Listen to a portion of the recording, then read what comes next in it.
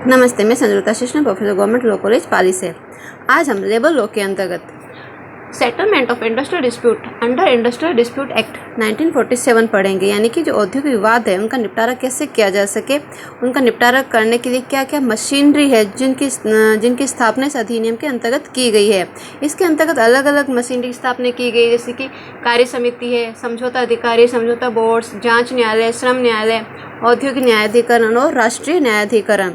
हम जानते हैं कि जो औद्योगिक विवाद अधिनियम है 1947 है, इसका मुख्य उद्देश्य औद्योगिक विवादों की जांच करना तथा उनका यथासमय निपटारा करना है। अतः एक ऐसे न्याय स्थल की आवश्यकता है जहां औद्योगिक विवाद प्रस्तुत किए जा सके तथा उनका न्याय निर्णय किया जा सके। तो ये सारी जो मशीनरी है हम इनके बारे में एक एक करके पढ़ेंगे। तो आज सबसे पहले हम पढ़ते हैं कार्य समिति। जो कार्य समिति है उसका गठन कैसे होता है, इसके कार्य क्या है, और ये जो सफल नहीं हो पाए तो इसका असफलता के क्या कार्य है। तो सबसे पहले है कार्य समिति का गठन और इसकी निर्वाचन पद्धति। इसके बारे में सेक्शन 3 के क्लोज 1 में दिया गया है। तो इसका गठन कैसे होता है, इसके गठन के संबंध में है कि जो समुचित सरकार है, चाहे वह राज्य सरकार हो चाहे केंद्र सरकार हो, तो जहाँ पे समुचित सरकार के द्वारा आदेश प्रसारित किया जाता है कि नियोजक के द्वारा कार्य समिति का गठन किया जाए। तो यहाँ पे समुचित सरकार आदेश देती है नियोजक को कि वो कार्य समिति का गठन करे, परंतु इसकी एक कंडीशन है कि जो कार्य समिति है वो कौन कौन से औद्योगिक संस्थानों में निर्मित की जाएगी, कहाँ पर इसकी स्थापना की जाएगी। तो इसके लिए कंडीशन है कि ऐसे संस्थापन जहाँ कर्मकारों की जो संख्या है 100 अथवा उससे अधिक हो, यानी कि 100 से कम होगी तो वहाँ कार्य समिति का गठन नहीं किया जाएगा। तो ऐसे औद्योगिक संस्थान जहाँ पे कर्मकारों की संख्या मिनिमम संख्या कितनी होनी चाहिए, 100 होनी चाहिए, उससे ज़्यादा हो या फिर कम से कम 100 हो। तो ऐसे औद्योगिक संस्थानों पर कार्य समिति का गठन किया जाता है। नियोजक करता है, कब करता है, समुचित सरकार उसको ऐसा करने के लिए आदेश देती है। अब है जो कार्य समिति है इसमें अधिकतम जो कर्मकार है और जो नियोजक है उनके जो प्रतिनिधि है उनकी अधिकतम संख्या कितनी होगी, अधिकतम संख्या 20 होगी। 20 अधिकतम संख्या होती है, परंतु इसके साथ ये भी है कि जो इनका जो कार्य समिति है इसका जो गठन होता है उसके अंदर क्या होता है, जो कर्मकार के प्रतिनिधि होते हैं, कर्मकार के प्रतिनिधि बराबर नियोजक के प्रतिनिधि, यानी कि इसमें नियोजक और कर्मकारों के प्रतिनिधि बराबर संख्या में भाग लेते हैं। दोनों 50-50% होते हैं। तो टोटल मैक्सिमम 20 संख्या होती है तो 10 इसके होंगे और 10 इसके होंगे, तो 50-50 होंगे। तो अब है इनकी नियुक्ति, जो नियोजक के प्रतिनिधि है उसकी नियुक्ति कौन करेगा, कर्मकार के प्रतिनिधि की नियुक्ति कौन करता है, जो नियोजक के प्रतिनिधि है, नियोजक के प्रतिनिधि की नियुक्ति नियोजक ही करता है। अर्थात जो नियोजक के जो प्रतिनिधि का जो नाम प्रस्तुत किए जाते हैं कार्य समिति के गठन के लिए, तो जो नाम प्रस्तुत करता है वो कौन प्रस्तुत करता है, नियोजक प्रस्तुत करता है। तो यहाँ पे नियोजक के प्रतिनिधियों के नाम प्रस्तुत करने का अधिकार किसके पास होता है, नियोजक के पास होता है। ये नाम प्रस्तुत करेगा कार्य समिति के गठन के लिए। अब ये जो कर्मकार के जो प्रतिनिधि है उनका नाम कैसे सेलेक्ट होगा, इसके लिए है कि जो कर्मकार है यदि उस संस्थापन में कर्मकारों का कोई व्यवसाय का कोई संगठन बना हुआ है, इनका कोई व्यवसाय संघ है, तो उसके परामर्श से इनके प्रतिनिधि नियुक्त होंगे। यदि ऐसा कोई व्यवसाय संघ नहीं है तो नियोजक के द्वारा उनके नाम प्रस्तुत किए जाते हैं। तो यहाँ पे कर्मकार के प्रतिनिधियों के चयन कैसे होगा, व्यवसाय संघ के परामर्श से।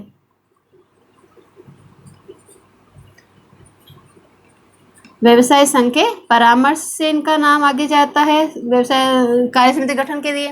व्यवसाय संघ नहीं है तो नियोजक के द्वारा नाम प्रस्तुत किए जाएंगे, और यहाँ पे जो प्रतिनिधि चुने जाएंगे वो सर्वसम्मति से चुने जाएंगे। अगर प्रतिनिधियों का चयन सर्वसम्मति से नहीं हो पाता तो वहाँ पर इनका प्रतिनिधियों का निर्वाचन किया जाएगा। तो सिंपल है, गठन कैसे होगा, समुचित सरकार आदेश देती है, नियोजक के द्वारा किया जाएगा, कम से कम 100 कर्मकार वहाँ पर होने जरूरी है। कार्य समिति में अधिकतम सदस्य संख्या 20 होती है, 50% इसके होते हैं, 50% इसके होते हैं। नियोजक जो प्रतिनिधि उसकी जो उसके जो नाम भेजे जाते हैं नियोजक के द्वारा प्रस्तुत किए जाते हैं। कर्मकार के प्रतिनिधियों के प्रतिनिधियों का कोई संघ है, व्यवसाय संघ है, तो उसके परामर्श से नाम प्रस्तुत किए जाएंगे। अगर नहीं है तो नियोजक के द्वारा प्रस्तुत किए जाएंगे, सर्वसम्मति से प्रस्तुत किए जाएंगे। सर्वसम्मति नहीं हो पाती है तो वहाँ पर निर्वाचन होगा प्रतिनिधियों के चयन के लिए। तो ये तो गठन और निर्वाचन पद्धति होगी सेक्शन 3 के क्लोज 1 के अंतर्गत। अब आता है कार्य, जो कार्य समिति है इसके कार्य क्या होता है, इनका कार्य का वर्णन सेक्शन 3 के क्लोज 2 में दिया गया है। क्या क्या इसके कार्य होते हैं? नियोजक और कर्मकार के बीच सौहार्दपूर्ण और मधुर संबंध यथावत बनाए रखने के लिए उपाय ढूंढना। दूसरा कार्य क्या है? इनके जो उपाय ढूंढने का जो इनको कार्य दिया गया उस कार्य को पूरा करने के लिए उस उद्देश्य से उनके जो सामान्य हित है उस सामान्य हित के विषयों पर टिक्का टिप्पणी करना और पारस्परिक हित के विषय में नियोजक और कर्मकार के बीच आपसी मतभेद को निपटाने का प्रयत्न करना, ये इसके मुख्य कार्य होता है। मुख्य कार्य यही है कि कर्मकार और नियोजक के बीच में अच्छे संबंध बने रहे, उनके बीच में कोई भी प्रॉब्लम आ रही है तो उनको दूर करने के लिए प्रयत्न करना। इसके कार्य के संबंध में केस है camp and company limited versus उनके कर्मकारगण, ये 1955 का केस है। इस केस में कहा गया, इस केस में उच्चतम न्यायालय ने अभी निर्धारित किया कि जो कार्य समिति है, कार्य समिति के गठन का उद्देश्य कर्मकारों के कल्याण और उनके हितों की समुचित देखरेख और सुरक्षा करना है। कार्य समिति का मुख्य दायित्व है कि कर्मकारों की दिन प्रतिदिन की शिकायतों का निवारण करे और दोनों पक्षों में समझौता वार्ता कराने के लिए आवश्यक कदम उठाए। तो इस केस में भी यही बताया गया कि कर्मकार और नियोजक के बीच में संबंध अच्छे बने रहे, इसके लिए कार्य समिति प्रयत्न करती रहे। अब तीसरा पॉइंट है कार्य समिति के संबंध में कि जो कार्य समिति है अपने उद्देश्य को प्राप्त करने में सफल नहीं हो पाई है। तो इसकी असफलता के क्या कार्य है? इसकी असफलता के मुख्य कारण ये है कि ये जो कार्य समिति है कोई न्याय निर्णय समिति नहीं है।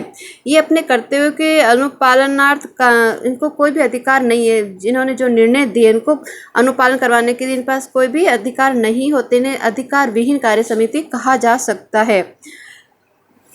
इनका जो कार्य समिति का क्षेत्राधिकार है वो भी निश्चित नहीं किया गया है कि कौन से क्षेत्र में कार्य करेगी, इनका क्या क्षेत्राधिकार होगा। इसके अलावा इसके जो न्यायाधिकरण इसके जो कार्य समिति जो निर्णय होते वो बंधनकारी नहीं होते, वो केवल सलाह मात्र के रूप में ही लिए जाते। तो जो नियोजक होते हैं इनके जो निर्णय को मानने के लिए बाध्यकर नहीं होते, वो मानते भी नहीं है। तो ये जो कार्य समिति अपने उद्देश्य को प्राप्त करने में सफल नहीं रही है। तो अभी हमने पढ़ा कार्य समिति बारे। अब कार्य समिति कौन से सेक्शन में है? सेक्शन 3 के अंतर्गत है।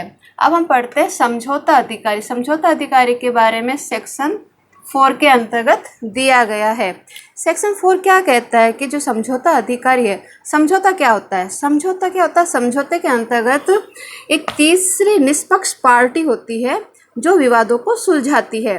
तो समझौता अधिकारी की नियुक्ति कैसे की जाती है? समझौता अधिकारी की नियुक्ति समुचित सरकार है राजपत्र में अधिसूचना जारी करके इनकी नियुक्ति करती है। तो कौन नियुक्ति करता है? समुचित सरकार राजपत्र में अधिसूचना जारी करके समझौता अधिकारी की नियुक्ति करती है। समझौता अधिकारियों को औद्योगिक विवादों पर मध्यस्थता करने और उनका निपटारा करने का दायित्व सौंपा गया है। सरकार चाहे तो एक से अधिक समझौता अधिकारियों की नियुक्ति भी कर सकती है। ये तो हो गया इसकी नियुक्ति कौन करेगा? समुचित सरकार करती है। एक या अधिक वो कर सकती है आवश्यकता होने पर। अब इसका क्षेत्राधिकार क्या होता है? समझौता अधिकारी की नियुक्ति किसी एक क्षेत्र के लिए की जा सकती है या जो एक क्षेत्र है उस क्षेत्र में स्थित किन्हीं उद्योगों के लिए की जा सकती है। तो पूरा क्षेत्र उनको दे देंगे या उस क्षेत्र के अंतर्गत किन्हीं उद्योगों को उन्हें सौंपा जाता है मध्यस्थता करने के लिए। समझौता अधिकारियों के जो क्षेत्राधिकार होते हैं, शक्तियाँ होती है या अन्य संबंधित मामले को सरकारी राजपत्र में प्रकाशित किया जाना आवश्यक है। मतलब सरकारी राजपत्र में उसको प्रकाशित किया जाएगा कि इन समझौता अधिकारियों का ये क्षेत्राधिकार है, ये इनकी शक्तियाँ है। क्षेत्राधिकार के बाद में क्या आता है? जो नियुक्ति की जाती समझौता अधिकारी की, जो समझौता अधिकारी की नियुक्ति है वो स्थायी अथवा किसी निश्चित अवधि के लिए भी की जा सकती है। अब ये तो होगी इसकी नियुक्ति हो गया, क्षेत्राधिकार हो गया। क्षेत्राधिकार के बाद में आता है इसके कार्य। जो समझौता अधिकारी है इसके कार्य कहाँ पर दिए गए हैं? कार्य सेक्शन 12 यानी सेक्शन 12 में दिए गए। क्या क्या कार्य होते हैं समझौता अधिकारियों के कार्य? नियोजक व कर्मकारों के बीच मतभेदों को दूर करना, उनके पारस्परिक संबंधों में सुधार करना और उनके सामान्य हितों का स्पष्टीकरण करना। किन विवादों को इन अधिकारियों द्वारा निपटाया जाएगा, इसका कोई भी विशेष प्रावधान नहीं दिया गया है। अतः उन्हें स्वयं ही निश्चित करना पड़ता है कि उन्हें कौन कौन से विवाद हल करने हैं। ये खुद डिसाइड करते हैं कि वो कौन कौन से है विवादों को सुलझाएंगे, कौन कौन से औद्योगिक विवादों को सुलझाएंगे। उसका औद्योगिक विवाद होना जरूरी है, परंतु किस टाइप के औद्योगिक विवाद होंगे ये खुद निश्चित करते हैं कि वो किन किन मामलों को लेंगे सुलझाने के लिए।